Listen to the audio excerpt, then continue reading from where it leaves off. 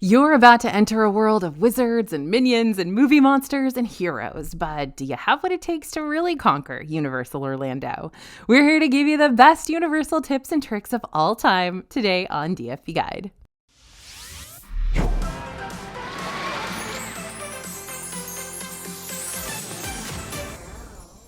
Hey everybody, it's AJ for Disney Food Blog. Much like I've promised in videos past, we're adding more and more Universal content to our channel's roster so we can have you prepped and ready for that Universal trip you're planning in the near future, or the distant future, or even the way distant future. So let's fulfill that promise right now with some of our favorite tricks to use for these story-driven parks. First up, using those hotel perks. You might like staying in a Universal hotel even more than a Disney hotel. Keyword here is might. I mean, if the majority of your vacation is taking place inside the Disney bubble, then I'd still go the Disney route. However, if your vacation is going to be split down the middle with Disney and Universal parks, or if the bulk of your trip is taking place in good old Uni, then you need to know about the similarities and differences between the resort perks on either side. So let's first talk similarities. Both Disney and Universal's hotels provide their guests with free Wi-Fi and free parking at their theme parks. They also offer complimentary transportation to and from their parks and resorts, though Disney tends to have the upper hand here with their additional Skyliner and monorail transportation. And another similarity between the two, Disney and Universal hotel guests have access to an early theme park entry privilege, but these privileges do work a little bit differently. On the Disney side of things, early theme park entry allows all hotel guests to enter any of the parks on any day 30 minutes before the parks open to the general public. But for the Universal hotels, this early theme park entry benefit is only available on select mornings for certain parks. Not only that, but you'll only be able to access certain attractions and certain sections of the park that early, which is mostly going to be the Wizarding World areas plus Velocicoaster if you're over on the Islands of Adventure side. That being said, Universal's early theme park entry does give you an extra hour instead of just 30 minutes to knock out as many wizarding activities as you can before the park officially opens for the day. Okay, now let's really start digging into the drama. What hotel privileges does Universal do better than Disney that you need to take advantage of? Well, for starters, they've got pool hopping. Yep, if you're staying at one Universal hotel and you want to check out another Universal hotel's pool, you are free to do so.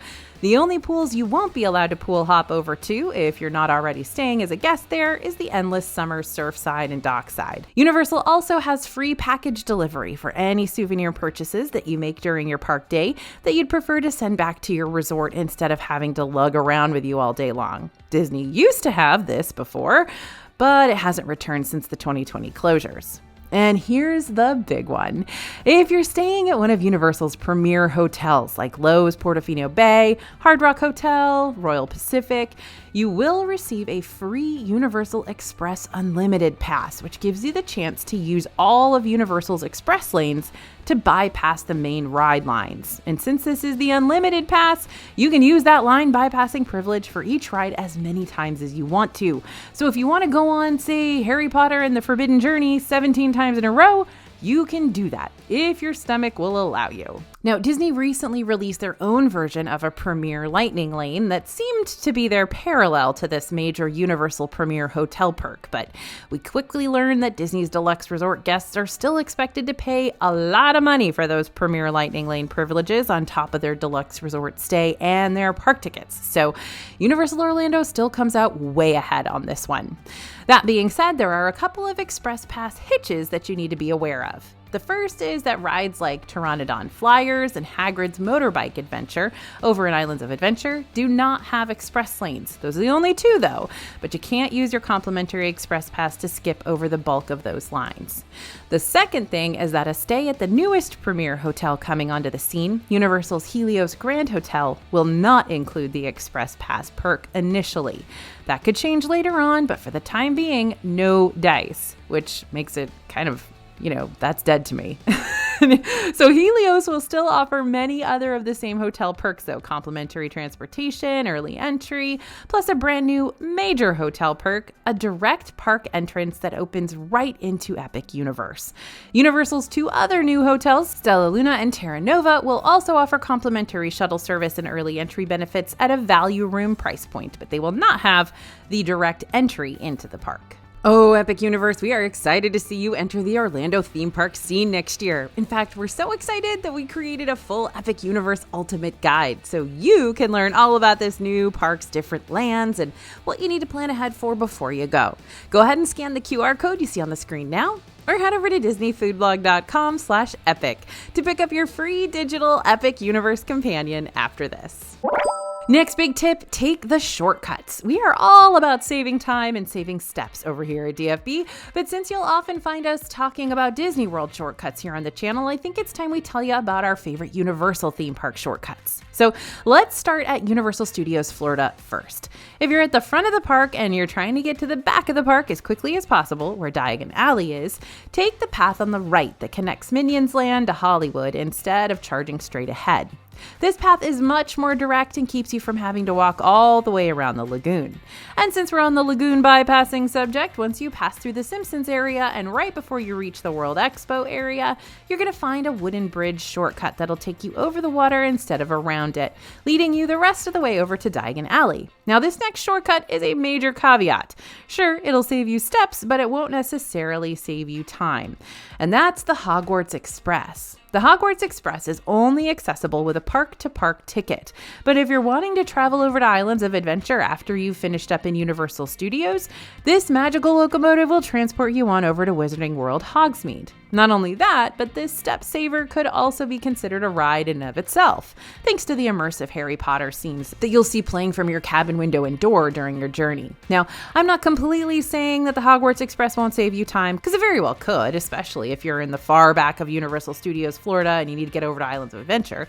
But in the afternoon, many folks who've got that park-to-park ticket are going to be using the Hogwarts Express to travel between these parks, even if just for funsies, so you might have to wait in line a bit before it's your turn to board the train. Okay, Islands of Adventure shortcuts. Now it's your turn. More than likely, you're gonna notice that Seuss Landing is made up of a whole lot of twisty, turny, winding paths, which is cute and charismatic and all, but it doesn't exactly get you to where you need to go in a hurry. However, if you head to the side of Green Eggs and Ham quick service that's closest to the water's edge, stopping, of course, to have some hoo hash, because why wouldn't you?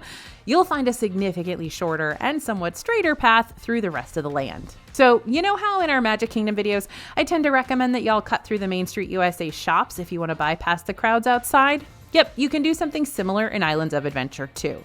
Rather than take the path most traveled and venture straight up the middle of the park's port of entry, consider strolling up the sides and through some of the retail stores like the Islands of Adventure Trading Company or the opposite side's Island Market and Export Candy Shop. This will save you on steps and time while coasting you by to get where you need to go faster and quicker. And bonus, those shops have some mighty strong AC, sometimes even a little too strong. Okay, how's about one more and then we're going to move on. Whether you're coming or going through Jurassic Park to Velocicoaster, you'll probably notice a long winding pathway to get to the back of the Jurassic Park Discovery Center and vice versa. But instead of using all those steps to go around it, why don't you go through it instead? Just be warned, there's a lot of fun things to do inside the Discovery Center that you might get distracted by, making it less of a shortcut and more of a detour. But I guess that's not the worst thing in the world. So Disney isn't the only park that has special offers. Universal has them too. The Universal Ticket Deals and Special Offers page is constantly being updated to help you save money on your next visit. While these offers do change up pretty regularly, there are a few savings opportunities we've found listed on the website recently. You can get a dining card worth up to $1,000 with select hotel and ticket purchases for trips happening between November 7th and April 10th, or you can get 2 free park ticket days with a purchase of a 2-park 3-day ticket. Or there are a handful of discounted Universal Hotel opportunities going on that could give you a certain percentage off your upcoming stay from now until the end of 2024. Before you get too terribly excited about any Universal promo deal, though, make sure you always read the terms, conditions, and teeny-weeny fine print so you know if these savings are actually going to be right for you. For example, when it comes to that $1,000 dining card, that might work if you're already planning on getting a vacation package, but this deal only works if you're booking a 4-night hotel stay and you have a park ticket with a minimum of 4 days, which might be way longer than you were planning on visiting these parks, especially since Epic Universe won't be open yet while this deal is being offered. All right, I can't believe that I am saying this. I never say this, but you might actually want to purchase a bubble wand when you're in Universal Studios Orlando. Yeah, that was painful to admit.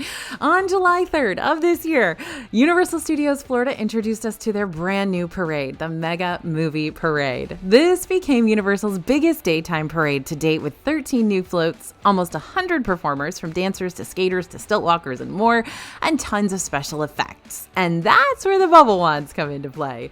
If you grab one of Universal's new bubble wands inspired by Trolls or Minions or Jurassic World, these specialty wands are equipped with lights and sound and actually interact with some of the floats in the Mega Movie Parade. These bubble wands can also interact with certain bubble vending machine carts around the parks and other neighboring bubble wands too. If you want one for your kid or maybe even for yourself, we don't judge, they can be purchased all throughout Universal Orlando and are going to put you back about $30 each. Speaking of new Universal Entertainment, here's another one for you. On June 14th, 2024, the new nighttime spectacular Cinesational, a symphonic spectacular, made its big debut on the lagoon of Universal Studios Florida. This show features iconic scores from movie classics like E.T., Jaws, Harry Potter, and Ghostbusters, and also uses lots of special effects to further ooh and ah you, like fountain jets and movie projections and state-of-the-art drone technology. There's a lot going on in this show, but if you want the best views of it, you're going to want to station yourself in the Central Park area, located just outside of the Hollywood section. This will give you the best angle of the drones and the projection mapping, which you won't see nearly as well if you're trying to watch the show from the New York or San Francisco areas. So claim your spot in Central Park early, like 30 to 45 minutes before the show begins, before it all fills up. Hold on, I've still got some loose change burning a hole in my pocket, so what other souvenirs can I purchase inside Universal Studios to make my whole visit a lot more interactive? How's about we step inside the Wizarding World and find out? The Wizarding World sections have several different things you can purchase to enhance your experience, either in Diagon Alley or Hogsmeade or both. So let's list off the top 4 interactive Wizarding souvenirs that you might want to save for your next Universal trip. Number 1, interactive wands. Yep, there are 2 different types of Wizarding wands you can purchase at various locations around Universal Orlando. There are the standard wands, which don't do anything, but they sure look pretty, and there are also the interactive character wands, which come with a map that shows you where you can cast spells around Diagon Alley and Hogsmeade. Recently, we also learned that the new Wizarding World Ministry of Magic area in Epic Universe will also have interactive wand areas, so if you thought it was about time to retire your old Wizarding wand, you better dust that sucker off right now. Along with casting spells and triggering items in the storefront windows, your wands might also give you the chance to further interact with fantastic beasts around this new land, like nifflers and bowtruckles and a demiguise. So banknotes are kind of weird, but I like them. Just a few steps away from Harry Potter and the escape from Gringotts, you'll find the Gringotts Money Exchange. Now, this is a shop that's pretty tiny and really easy to miss if you're not looking for it. But if you do step inside, you can walk right up to the counter and make a transaction with an actual goblin. This is the only place in the Wizarding World where you can exchange your Muggle money, aka dollars and debit card purchases, for Gringotts banknotes. But those Gringotts banknotes aren't just for looks. You can actually use them to buy things around the Wizarding World and technically throughout the other Universal Park stores too. Banknotes come in multiple small denominations like 5s and 10s and 20s, and when you're finished with the exchange, the notes will be handed to you in a souvenir envelope. So even if you wind up spending the banknotes, you've still got something to keep to remind you of the whole experience. Souvenir number 3, Pygmy Puffs. Now, I love a Pygmy Puff. When you adopt a pink or purple Pygmy Puff at Weasley's Wizard Wheezies in Diagon Alley or Zonko's in Hogsmeade, the wizard behind the counter will help you celebrate with a little adoption ceremony. They'll pull out a huge bell, ring it to capture everyone's attention in the store, and then announce your Pygmy Puff's name for all to hear, which will be followed by thunderous applause. Of course, if you don't want the fanfare and attention and you just want to quietly take the little guy home, you can just tell the wizard behind the counter and they'll respect your wishes. Souvenir number 4, Gilly Water Elixirs. Have we ever talked about this before on the channel? Because I feel like we need to. Toward the back of Diagon Alley, you're going to find this ornate kiosk in the center of things called Eternal's Elixir of Refreshment.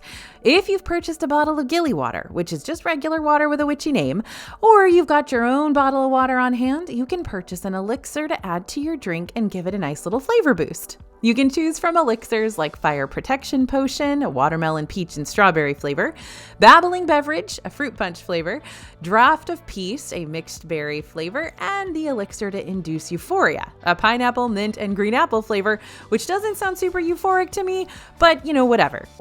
So Disney tends to be the king of the meet and greet game, but Universal's got some fun and unique characters roaming around their parks too. And they're about to have even more new characters that'll be excited to meet ya once Epic Universe opens its doors. So who can you meet around Universal Orlando and where can you meet them? Let's start in Universal Studios first. In the new DreamWorks land, looky there, another Universal Studios Park edition that opened this summer, you can meet Shrek and Donkey and Fiona at Shrek's Swamp and discuss your affinity for all things waffles. You can also hit up the DreamWorks Character Zone to see which characters have decided to swing on by to say hi that day. Characters switch up pretty regularly here, but often you'll see Gabby from Gabby's Dollhouse, Puss in Boots, King Julian, Poppy and Branch, and other popular DreamWorks friends too. Inside the Illumination Theater at Minion Land, you can meet the Minions pretty much daily, but you might also be able to meet other Despicable Me characters like Gru and Agnes, Edith, and Margot.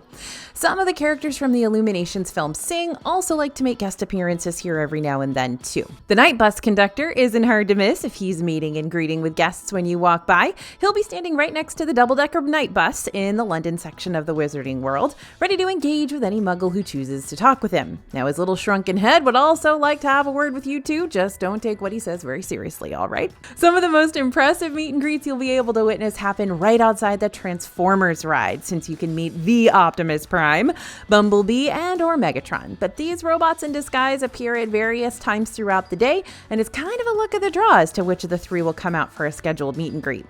Other characters tend to roam throughout different sections of the park at various times throughout the day, so you never know who you might meet while you're there. But what I will say is that you'll have a better chance of meeting free-roaming characters when you're wandering around the streets of Hollywood.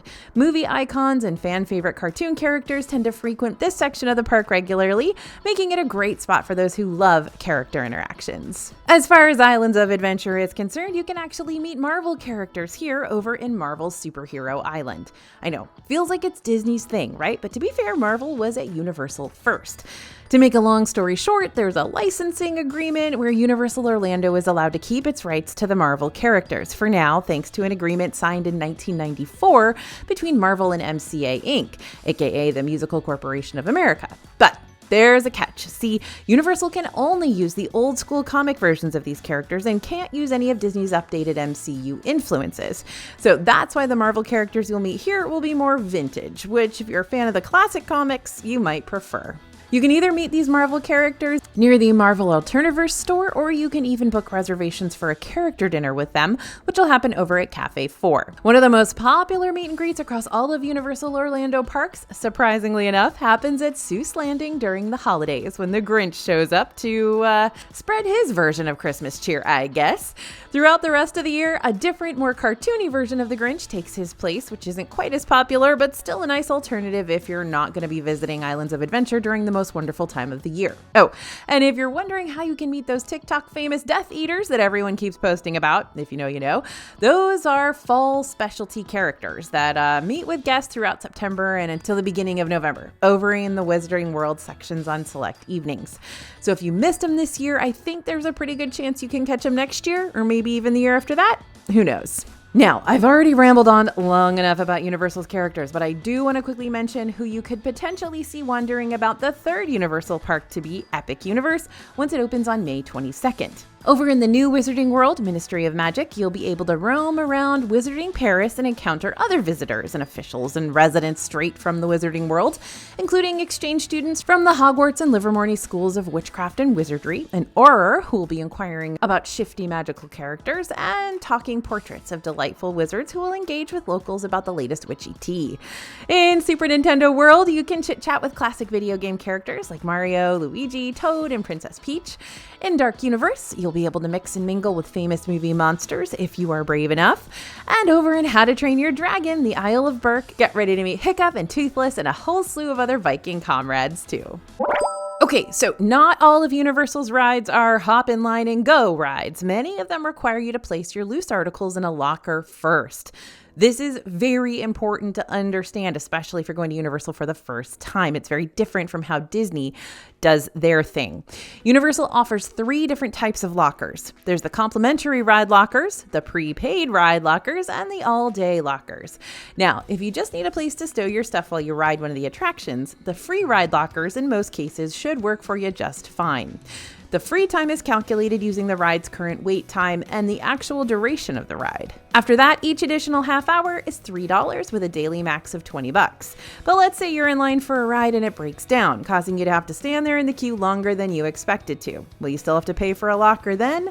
Even if the locker initially tells you to pay up after you finally get off the ride, a locker attendant can override charges as needed, so don't hesitate to reach out for help if this happens to you. Now, here are the rides across the 2 Universal Orlando parks that require you to store your bags and other loose articles before you board. At each of these locker stations, there are 2 different locker sizes, standard and large. The standard lockers are a little cramped, but they can still fit small purses and wands and wallets and cell phones. They can also fit lounge fly bags too, just as long as your lounge fly doesn't have a lot of extra decor that makes it wider than usual. And yes, lounge flies with Mickey ears should still work just fine. That being said, standard lockers aren't tall enough to fit popcorn buckets or cups if you're standing them upright. So you'll have to make sure they're empty if you want to lay them on their side to put in those lockers. The large lockers, on the other hand, can fit big backpacks and multiple purses. They're just going to cost you $2 to use or $3 for every additional half hour with a max of $20. If you have a fanny pack, then you've actually got the ultimate fashion hack at your disposal because most Universal rides won't require you to put those in a locker. Just keep them right around your waist and you can bypass those ride lockers entirely. However, there is a very strict no loose items policy at the Incredible Hulk coaster, Hollywood Rip Ride Rocket, and Velocicoaster. So strict, in fact, that you will have to put away your fanny packs in a locker too, and you must walk through a security screening with metal detectors to make sure you're not attempting to sneak anything else on the ride that could fall out of your hand or your pocket and become a major liability. The one exception for this no loose items policy is a lanyard holding express passes, etc., which can be worn on these rides but must be tucked inside your shirt. Okay then, what about Islands of Adventure's water rides? Are there free lockers for those? No. Jurassic Park River Adventure, Dudley Do-Ride's Ripsaw Falls, and Popeye and Bluto's Bilge Rat Barges do not have complimentary lockers, sorry to say. However, there are paid short-term single entry lockers right outside of these rides so that you can protect any belongings you don't want to get soaked. The only difference between these lockers and the free standard ones is that you pay $4 or $5 for large lockers for the first 90 minutes and $3 for each half hour after that. Again, still a $20 daily maximum. So does that mean you're forced to pay for a locker for these rides? No, not necessarily. You can still take your loose items with you on these water attractions. There's just, the possibility of them getting drenched, especially these rides. For the flume rides, we typically just stick our belongings under our feet and they usually make it out okay. Bilge Rat Barges also has a compartment with a cover in the center of the raft that can usually hold everybody's belongings. But if you're worried about something in particular getting too wet, like your nice expensive camera or your brand new iPhone, I'd still go ahead and rent the locker for some extra peace of mind, or make sure you have a big old freezer Ziploc bag that you can throw your stuff in. That's what I always do. So Universal goes hard with their single rider lines, which is why we can't help but recommend them if and only if A, you don't really want to purchase an express pass or you're not staying in a premier hotel where the express pass is handed to you for free, B, you're cool with your group being split up, and C, you're okay with accepting any seat that's available since you won't have the option to make specific requests. You get what you get and you don't throw a fit. If you seem to fit the bill with all of these conditions, then Universal's single rider lines could help you cut down on a good chunk of your ride waits without you having to pay a cent extra. But how can you track down all of the rides that are currently offering up a single rider queue? Through your Universal Orlando app. When you're on the app, select the rides icon featured on the homepage, then select the filters option toward the top of the screen. This is going to lead you to a list where you can customize your ride searches any way you want, from accessibility to kid-friendly options, and of course, single rider lines. Toggle the single rider request and then tap on apply in the top right-hand corner. You're going to be brought to the list of Universal ride options, but now they'll have been filtered out to only include the rides that have single rider queues available. And now, since we've already got the Universal Orlando app opened up, let me show you another cool feature. If there's a ride you want to check out, but the line is way too long for you to even consider jumping into the queue right now, you can ask the Universal app to alert you once the wait times drop down to a specific number. Just tap on the wait times button on the home menu, select the ride you want to keep an eye on, and scroll on down till you see the wait time alert option.